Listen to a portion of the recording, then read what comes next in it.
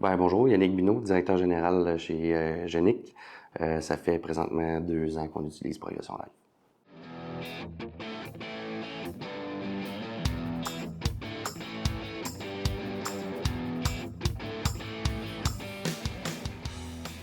Le groupe Genic, en fait, c'est plusieurs divisions. La première, qui est notre business principal, c'est l'allocation d'unités d'accès sous pont.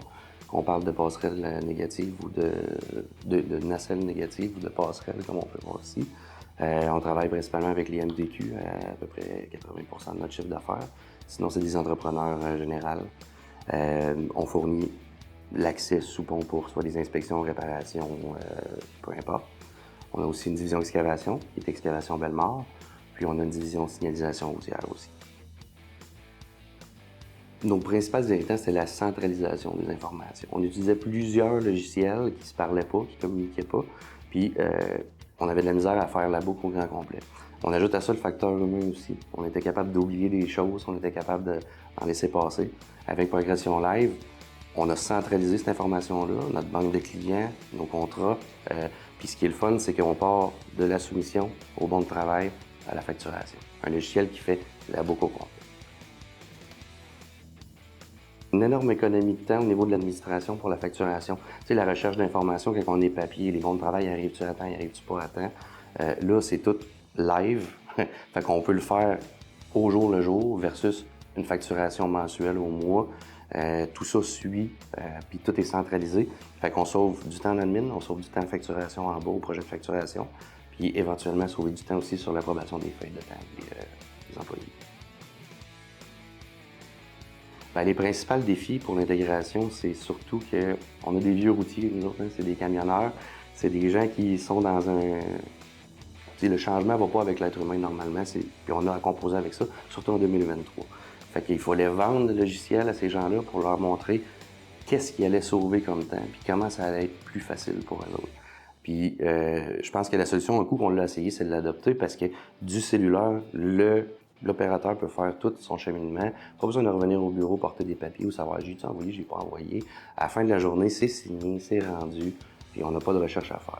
Fait que c'était plus des convaincre de vendre le logiciel, de le faire essayer. Puis un coup que c'est dans la machine associée, comme on dit, il n'y a pas de problème. L'intégration, ça a été super le fun, honnêtement. Seb, c'est un tannant, là, fait que, il fait partie de la famille Genic maintenant. Là. On se connaît, puis moi, ce que j'ai aimé, c'est sa disponibilité. T'sais, à chaque fois qu'on avait des questions, il était là. Si on a des modifications à faire sur le fly, oups, c'est pas long, Yannick, je te fais ça, il revient, essaye ça marche-tu? Oui, non.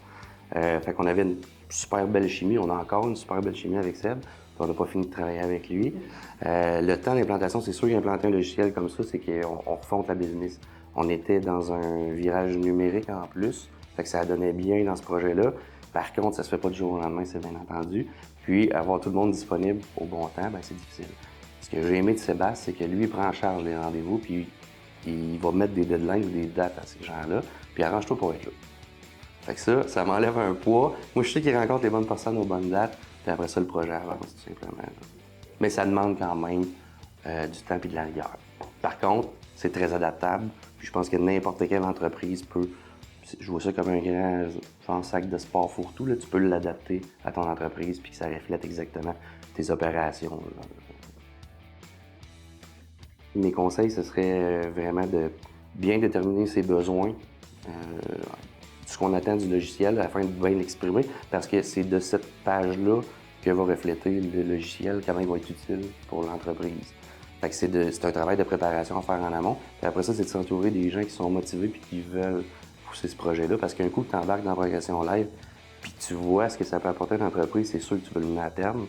Puis, mais ça te prend des gens qui sont passionnés puis qui ont le temps puis qui vont avoir de la rigueur pour suivre ça. Fait que une bonne équipe, une bonne planif, ça se fait.